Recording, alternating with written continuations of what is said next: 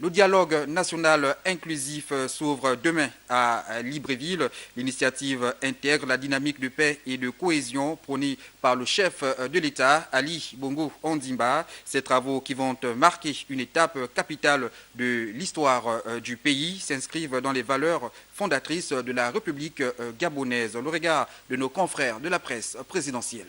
Ensemble, la main dans la main, que nous bâtirons ce pays qui est notre. Ceux qui aujourd'hui pensent que c'est par la voie de la méchanceté, de la violence, que nous ferons le Gabon se trompent. Parce que lorsqu'ils seront eux aussi aux commandes, il y aura toujours d'autres qui diraient « Hier, vous avez fait ceci, aujourd'hui, nous aussi, nous allons faire ce que vous avez fait pour être là. » 23 mars 1990, la conférence nationale s'ouvre au Gabon.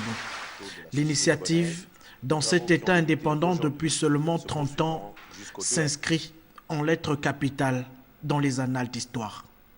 L'idée de dialogue pour un Gabon commun, prospère et uni autour de ses fils, trouve sa source dans la mémoire même de la nation.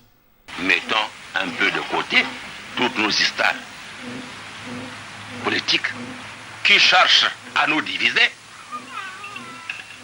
pour que nous puissions, la main dans la main, travailler pour le pays. L'histoire politique de la République et ses acteurs n'a donc pas toujours été un long fleuve tranquille. Dans la lignée de ses illustres prédécesseurs, le président Ali Bongo Ondimba, à la tête du pays depuis le 16 octobre 2009, accorde une place de choix aux valeurs qui fondent la cohésion et l'unité nationale. Depuis que les Gabonais, par leur suffrage, m'ont porté à la magistrature suprême, je n'ai cessé d'appeler à la concertation. Certains y ont répondu, d'autres non. Il y a quelques mois, j'ai remis en selle le Conseil national de la démocratie, en lui conférant plus de pouvoir qu'il n'en avait à l'issue des accords de Paris. Le CND est ainsi devenu le cadre institutionnel de notre dialogue politique. Certains participent à ces travaux, d'autres pas. Certains compatriotes affirment vouloir une remise à plat de notre architecture institutionnelle. Eh bien, ils peuvent me compter parmi les partisans de ces réformes nécessaires. Mais, parce qu'il y a un mais, cela ne peut et ne doit se faire que dans le respect des normes, à commencer par la Constitution.